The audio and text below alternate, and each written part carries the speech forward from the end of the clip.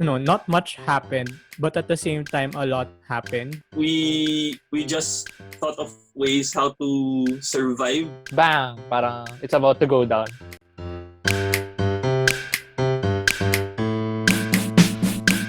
Hi guys!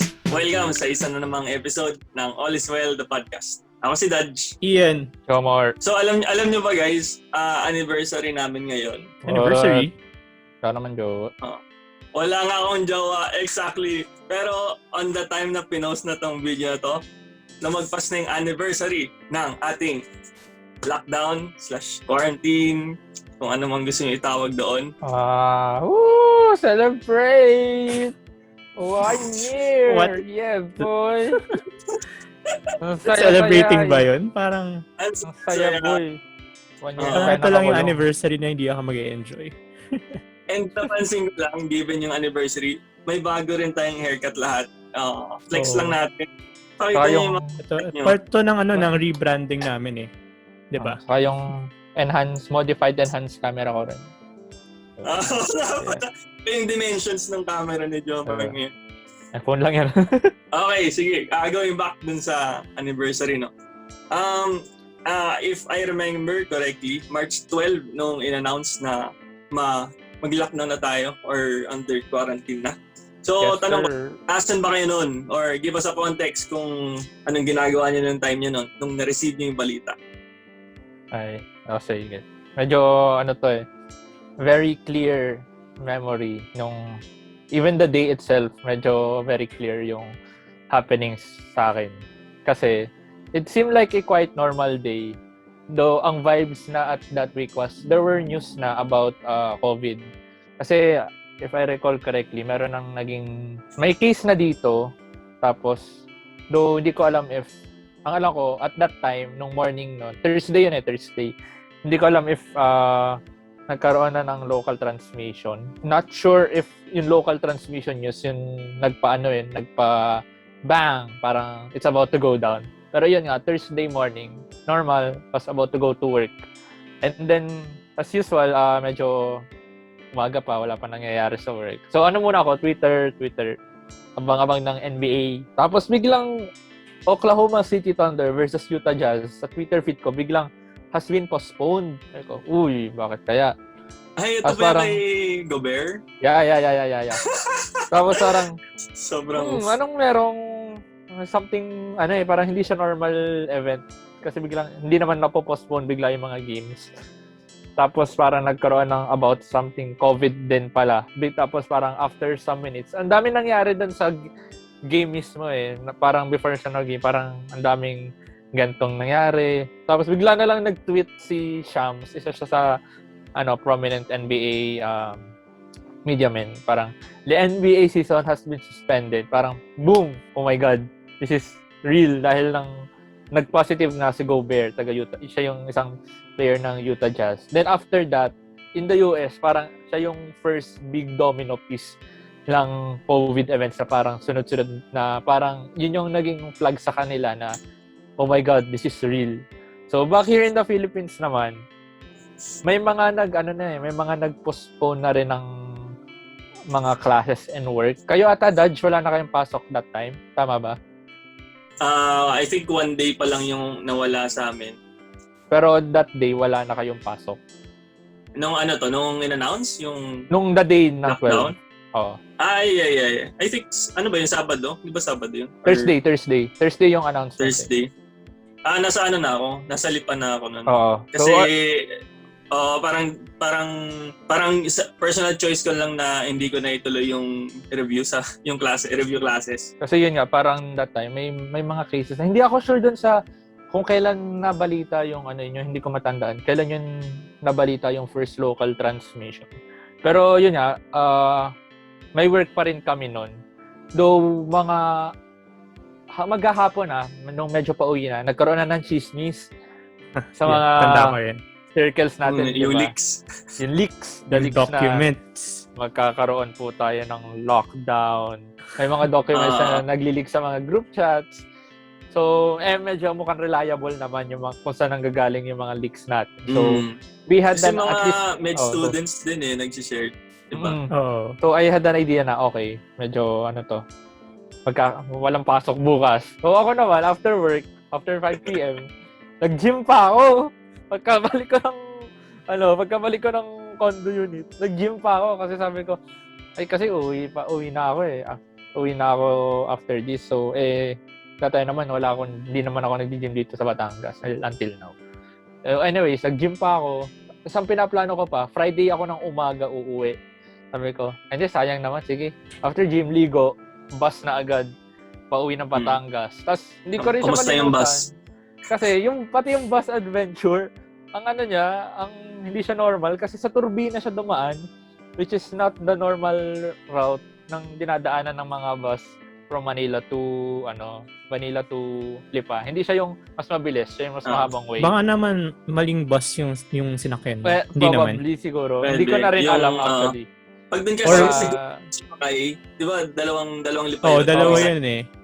Kasi yung isa sa gitna, pag doon ka sumakay turbina. Alam ko Baka yun hindi ko kasi lang nagkamali napansin. na rin ako once.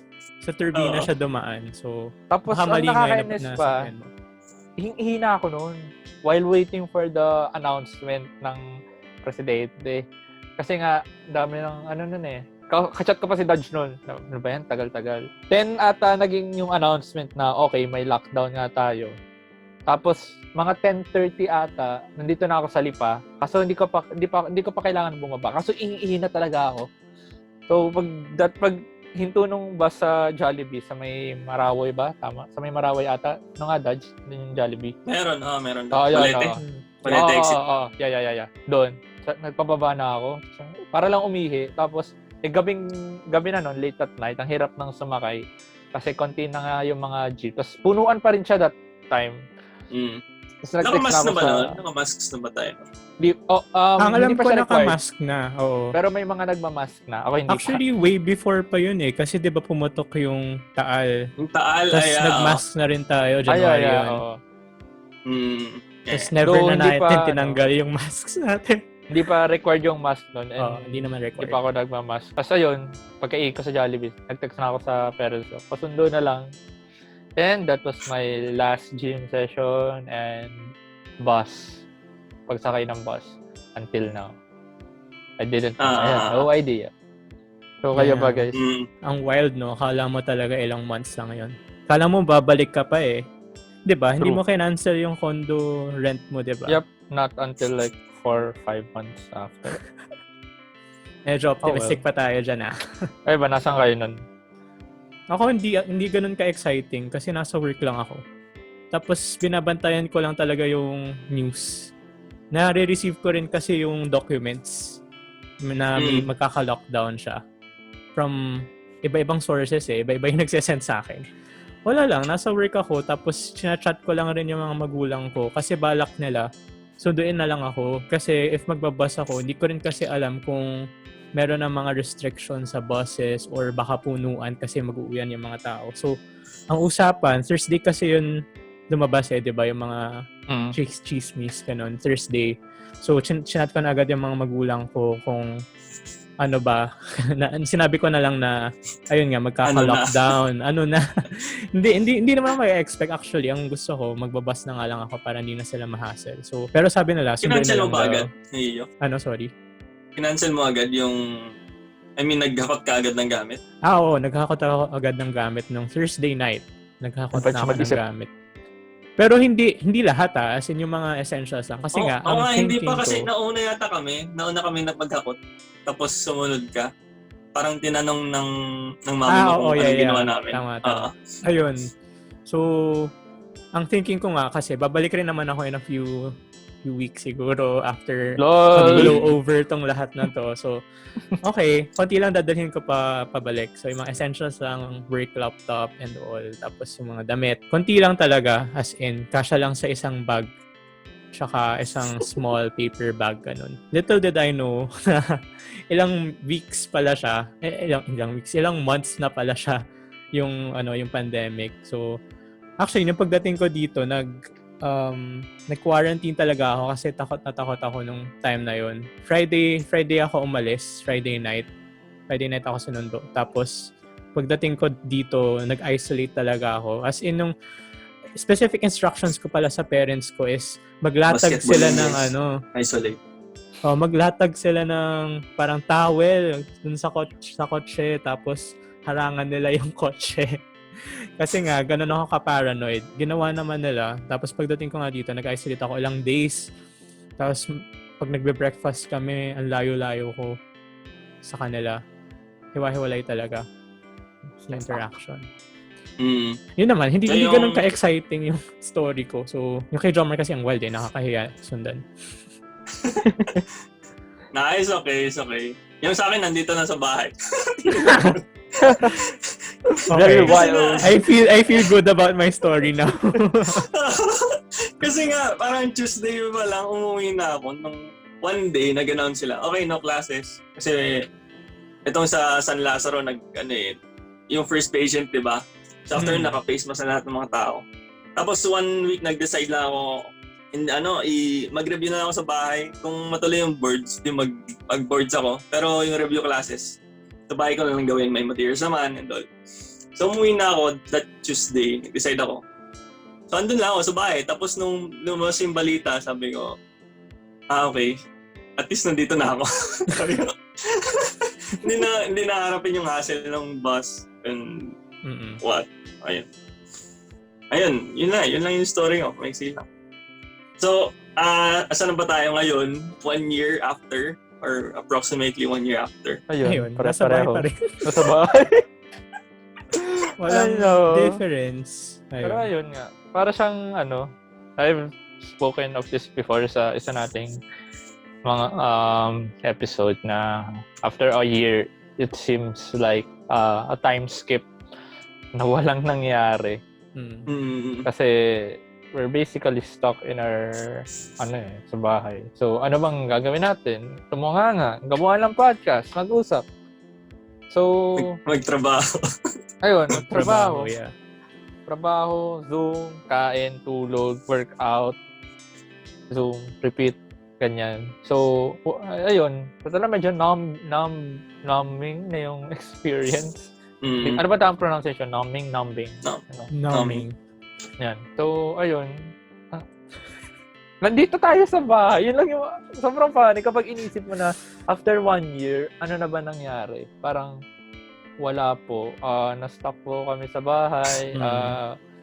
Nagwo-work from home po kami kasi yun po yung setup ng trabaho namin. After 1 year, ganito pa rin po ako. Single pa rin po. Nandun pa rin po ako sa trabaho ko. Ayun, so, well, though, I'm privileged enough din naman na to be lucky na I still have a job and I have a home to go to after this mess. Pero ayun, medyo wala nangyari, which is both good and bad. At least walang masamang nangyari, pero wala rin naman masyadong nangyari. Siguro dahil lang nung this lockdown, I guess this also goes for many people as well na kasi nakakulong ka lang sa sarili mong bahay. It gives you more time to think. At least yung mga privileged enough. I need to reinstate that. Kasi iba't iba tayo ng experiences from this lockdown and it's greatly affected by our anong resources tayo meron ngayon. And for those lucky enough, like us, I think the lockdown gave us time to think about other stuff. And sa akin siguro, aside from being consistent with fitness, it just made me think about siguro finances a little bit more. Kaya nga napag-uusapan lagi namin, lalo na kami ni Ian, about more money stuff. Banking, and then digital Basically, banking. paano yumaman.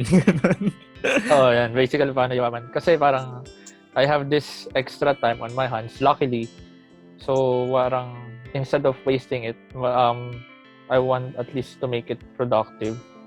Ayun. Pero again, I'm reiterating, hindi ganito yung experiences ng lahat. So, kaya ba guys, and after 1 year, within that 1 year? Oo. Ako naman, tingin ko kasi, hindi. Parang feeling ko a lot, not much happened, but at the same time, a lot happened. Na, pag tinignan mo kasi, ano bang ginawa nga natin during this time? So, nasa bahay nga lang, we do yung necessary day-to-day stuff, yung like working, eating, ganun nga.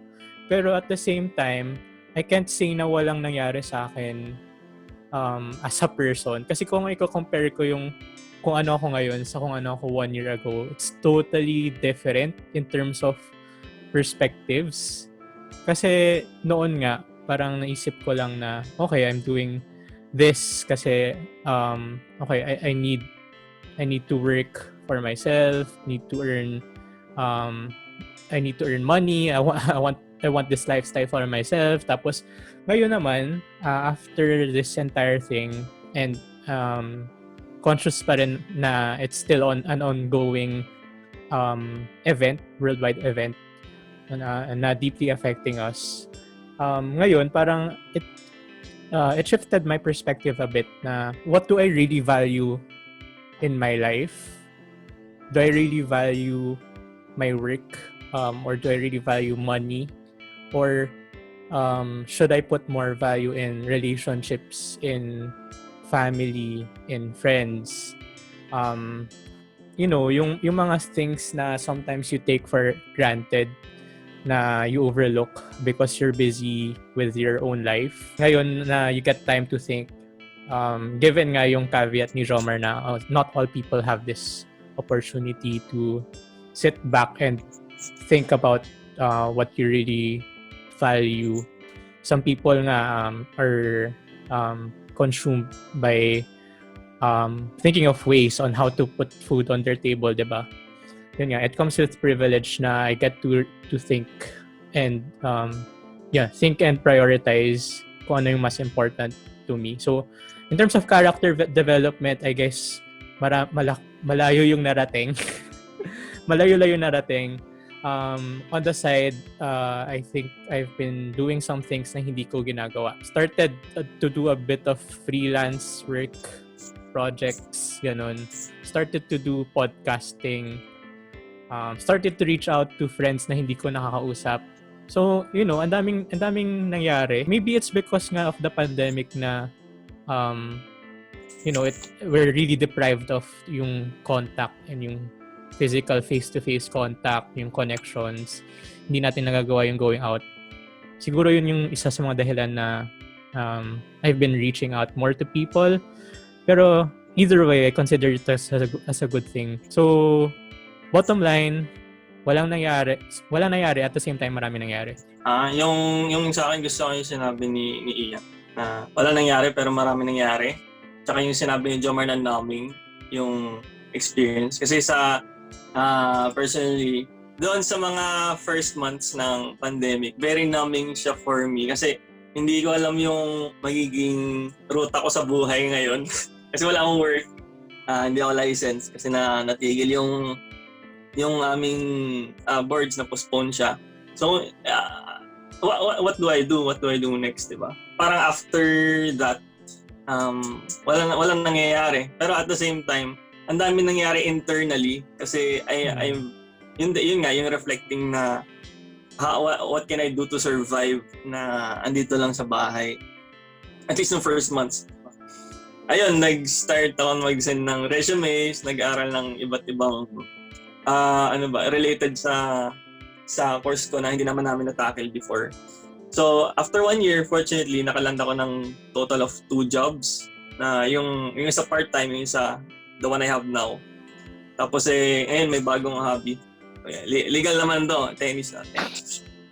Kung hindi niya pa alam, sa previous podcasts, naging addict ako sa tennis.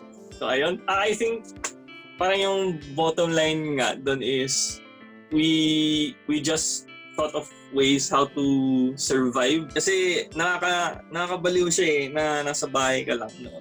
Like, whenever you look into the news, ang gano'n na lang maririnig mo, another all-time high na total number of cases, gano'n. Tapos yung response, sobrang... Yeah, whose fault is that though? Ay, nako.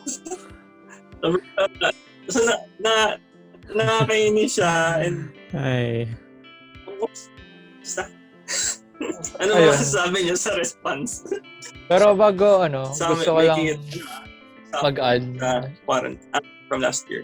Gusto ko lang mag-ano sa points ng dalawa na parang I've remembered sobrang this reminds me of our previous episode about looking back at 2020, and then it made me realize how greatly tied this quarantine and pandemic is to the year of 2020. What do you mean? Parang ganon ka, parang if we're gonna look back into 2020, parang it's so synonymous to pandemic and vice versa.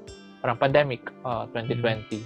And I was reminded of that kasi nung sinabi ni Ian na ang daming nangyari pero wala nangyari. Kasi parang those were my exact words on when we made about that episode. And parang elaborating on that, sa point naman ni Dodge, parang sa akin reverse yung nangyari na ang daming nangyari sa labas but we're just locked here. So sa akin parang I was stuck watching all those events unfold, and there's this sense of helplessness na parang ano ba yan? Totoo. Wala akong magawa. So ayun, I am gonna agree with Dodge na you just have to find ways to cope siguro and we've seen it then throughout the pandemic, dalgona, TikTok, Dalgona. Pandemic nga pala yun. Whatever we can find. Ayun lang, naalala ko lang. From Dalgona to Heartbreak Anniversary. Ay, nako. What's next? Ayun, so sino nga bang ba't nga ba tayo napupunta dito sa tingin nyo, guys? What could have been done differently ba? Obviously naman, dapat noon na palang may ban na. Yeah. Yung response talaga Yun yung kailangan na crisis, yung strong leadership. Tapos strong leadership anchored with good data. Yun talaga yung I think hindi naman ako expert pero based on yung best practices from yung iba-ibang countries na na-flatten nila yung curve. Yun talaga yung common sa kanila. Quick decisive actions based on real data. Hindi yung experiment tapos kung ano na lang lumabas, diba? Actually, nakalimutan ko na yung term na yun, flatten the curve. Kasi Or yung hindi phrase natin, na yun. Kasi hindi tayo nag-flat ng curve. Nasa wave on pa rin tayo. Pala. Nag-exist nga pala yun. The advanced tayo mag-isip You'll never have a curve to flatten. You didn't flatten the curve in the first place.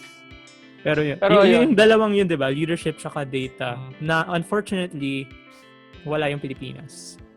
Yeah. And I'd say na kung tong data, I mean, meron namang matitino. Hindi lang siya ginagamit na basehan or used in the right way para gumawa ng decisive na action. Yeah. I would say yung lack of leadership is the reason why we don't have good data. And the good data is also the reason why wala tayong magandang leadership. Well, hindi lang naman good data yung reason kung bakit walang leadership. Walang magandang management ng crisis. Maraming factors. Pero, yun nga, parang cycle rin siya na since hindi tayo nag-prioritize ng testing, ng mass testing, hindi tayo nag-consult sa mga health experts ng mas maaga, hindi tayo nag-close ng borders. Wala tayong good data as a foundation of our next actions. And since wala tayong good data sa foundation for next actions, yung leaders natin, they decide based on hindi. They decide based on kapa lang kung what they see in other countries na hindi naman necessarily applicable sa atin kasi iba yung political climate, iba yung structures ng local governments natin. So, ganun, wala siyang basis. I would say, wala siyang good basis. Hindi naman siguro entirely walang basis, pero wala siyang very strong basis for their decisions. Not sure kung ano yung basis nila though. Might be, I don't know. I guess what makes me mad and sad is, parang Facebook so funny post. parang nabanggit kanina ni Ian na data ba or leadership, na it has been so long na sometimes it makes you question, it becomes a chicken and egg question na what should have been done, ano ba nauna, ano ba dapat mauna. And I think ang nakakainis lang kasi is, even though it's not mutually exclusive, gusto ko lang i-highlight siguro yung mga naninisi na matitigas kasi ulo natin. Bakit ba kasi labas ng labas? Marami hindi nasusuot ng face mask.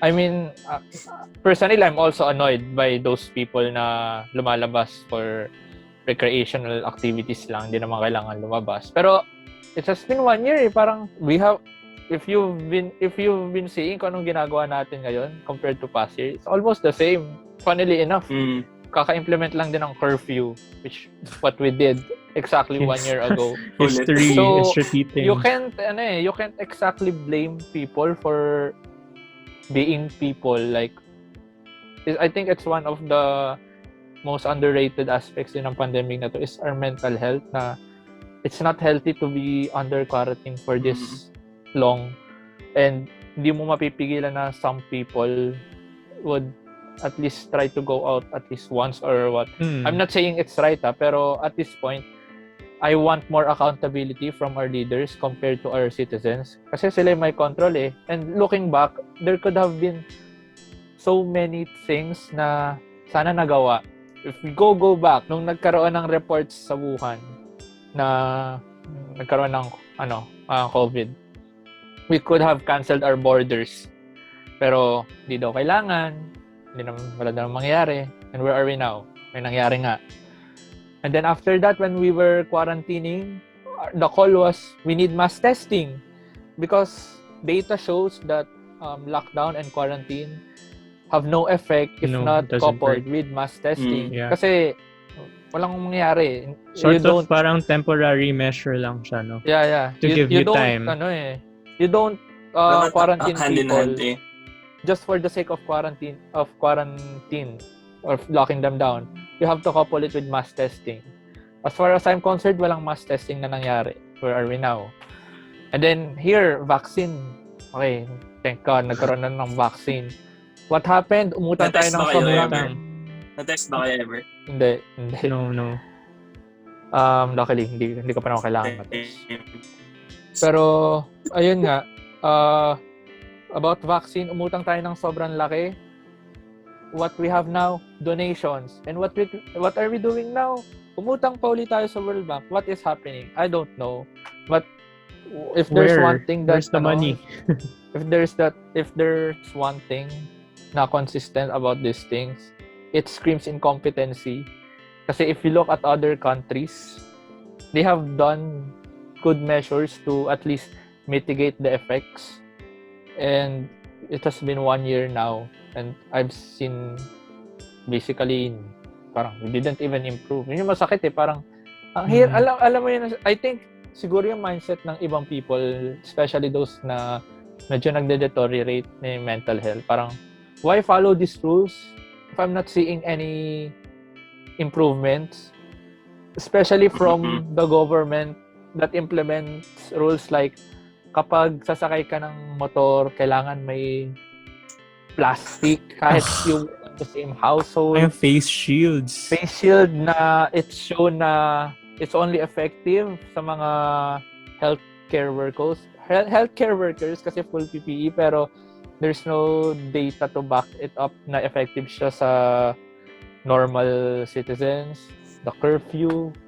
So I can't blame them eh. I mean, in a perfect world, lahat susunod. Pero it's part of politics to consider this type of response ng mga tao na ganito na it's hard for other people to be if they're not. And also, we wouldn't really reach this point if action was done in the first place. So kung at the onset, naayos na yung mass testing, na-order na yung vaccines at the earliest possible time, I guess at this point, nasa better state tayo. Although yun nga, hindi rin nga naman may iwasan na yung people would still go out. Some people would blatantly disregard yung mga policies or yung mga yun nga, yung mga requirements na yun, yung face shields, tapos yung face mask. Pero at least the circumstances are better sana kung action has been done in the first place, which hindi nangyari.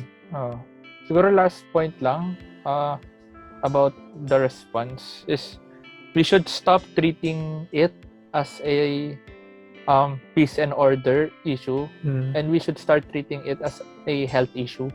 Kasi naalala ko lang yung parang kahapon lang ata na may mga nahuli na di sumusunod sa pagsusuot ng mask, lumalabas. And okay, you should reprimand them, that's a given. Pero what did the officials do? Kinulong nila sa isang bus. Parang the point of you wanting them to follow the rules is to prevent the disease from spreading. Exactly. Bakit mo sila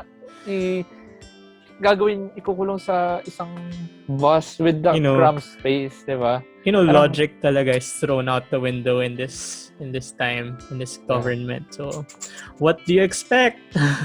Well, again, reiterate na treat it as a health issue and not as a peace and order issue. Yeah. Isa ko yung sinabi ni Jomer na very underrated yung mental health.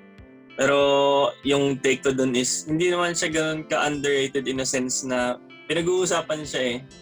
Like, the reason kung bakit may mga breaks, may synchronous, asynchronous online classes is yung mga mental health ng mga estudyante, di ba? Kailangan din i-consider.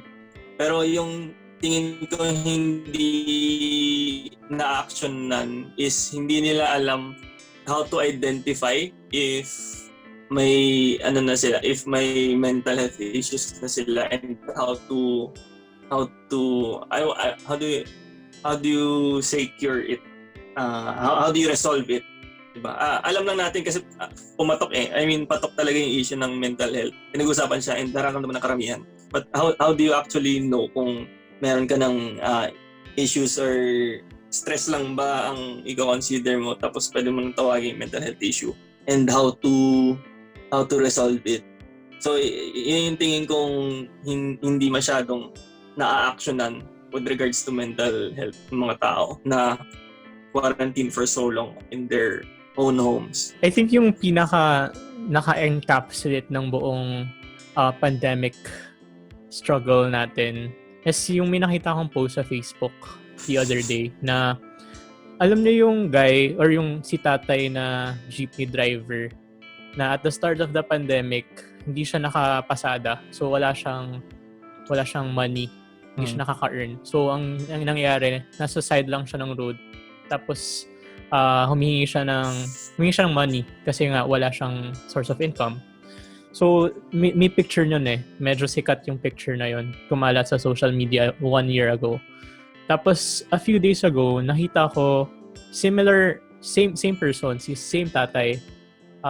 Still, nasa side siya ng road, still humihingi siya ng pera, and naka side by side siya ng photo niya 1 year ago. So, I think this pandemic has emphasized the divide in social classes. So, the rich people or the people na may kaya, the people with the money and the resources, they're okay. They're at their home. Yung mayaman sila, alam mo kung bakit? Alam mo bakit yung mayaman sila? Kasi bagsak ang stocks.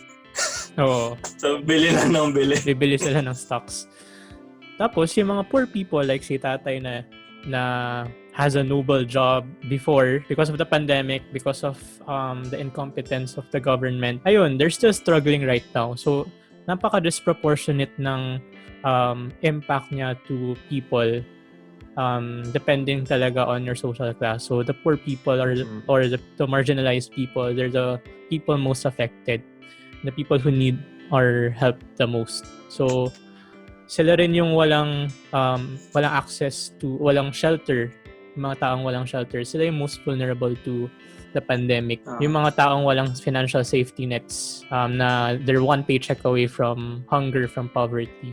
Sila yung most inapektuhan talaga. Ayun lang, yun yung realization ko na while we are privileged, it should not really stop us. I mean, the fact na na-realize natin na privilege tayo, that shouldn't really be the end of it. So, again, first of all, call out what needs to be called out. So, government in action, yung government kasi sila yung pinaka mas may resources to alleviate yung effects ng pandemic. Sila yung nakakapag-mobilize ng resources to help the people. So, sila talaga yung dapat accountable for everything that's happening. And then second of all, what we can do, the small things that we can do for other people, maybe your friends na struggling at the moment, or si tatay na hindi man lang kilala pero you see na they're badly hit by the pandemic. So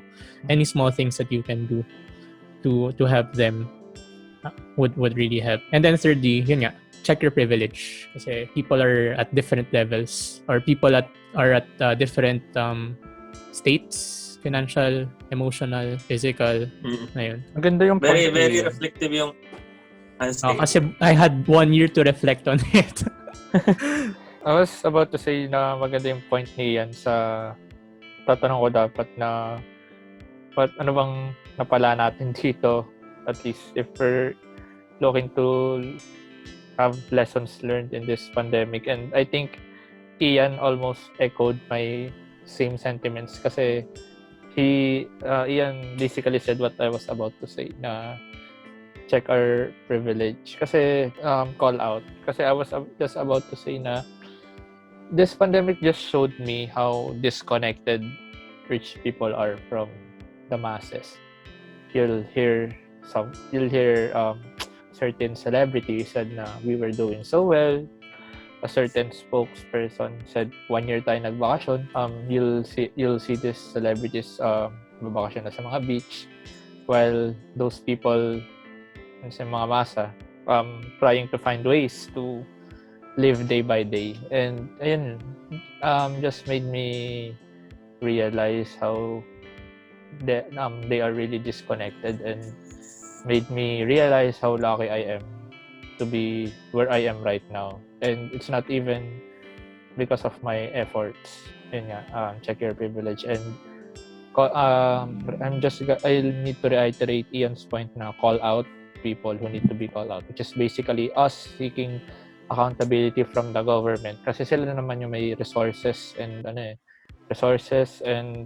sila yung equipped to address this situation. Kasi us citizens can only do so much on our own even if we follow all the rules na kaya natin. We can't do this alone kasi we don't have, pagbili na lang ng vaccine, hindi natin really kayang gawin yun technically kasi yung gobyerno yung may mandato nun So ayun, we need to, if at the very least yun yung kaya natin gawin call them out even in this climate. I mean, we can go out really, pero at the very least put our energy, yung energy natin, not criticizing the masses but calling accountability. Kasi yun lang, I'm just basically tired talaga of people blaming the masses and the citizens in general. Kahit marami naman din nakakainis, pero yung energy lang gusto kong ilagay natin sa calling out people who needs to be called out. And siguro dun sa mga may resources and privilege enough din naman, parang you're doing a good job living. Take it one day at a time.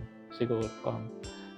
Do what you need to do. Yun lang. Ay, yung sa akin gusto yung sinabi ni Ian. Parang sa start yung wala nangyari, pero ang dami nangyari. Like, ito si tatay, nadaanan na niya yung numerous numbers of changing the name of MCQ, MECQ, ECQ, GCQ. Diba? Pero actually, andun on pa rin that siya. point, may difference ba? Oh my God. Meron Totoo. Pero, I mean, personally, hindi ko na-feel. I don't even know, to be honest. Except ECQ, basta alam ko ECQ medyo Sa totoo lang kasi, malala. hindi consistent ng enforcement. Oo. So, hindi mo na rin alam kung anong difference between yung types of lockdowns na yun. Meron nga silang nilalabas na document na kung anong pwede, anong bawal.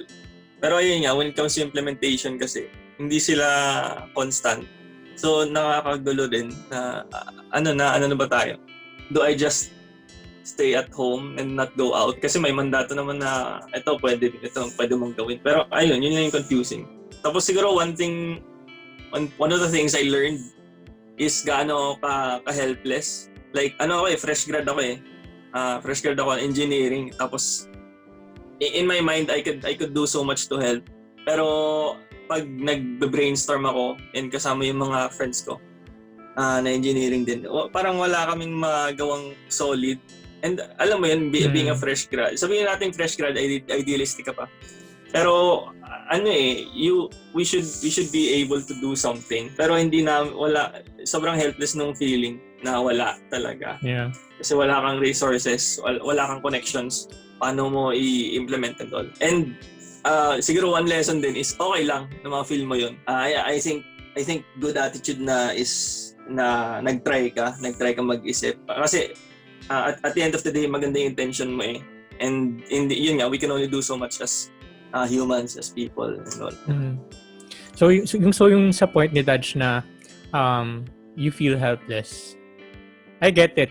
Wala tayong resources. Pero I think yung one way na we can't will feel useful sa point na to as an individual is if we vote for the right leaders. So magparehistro po tayo. True. So tayo for tayo. 2022, please. Register tayo. Vote for the right leaders. Those who are first and foremost true servants of the public. So hindi yung personal gain yung hanap, yung actually want to help. So makikita niyo naman yun eh. Pogi lang ka. Oo, wag tayo magpabulag dun sa mga nagbibigay naman siya ng stuff sa mga tao. Ay, mabait naman to. So, siya na. But where is the track record? Kahit ang daming promises, make it a point to research din kung ano yung nagawa na.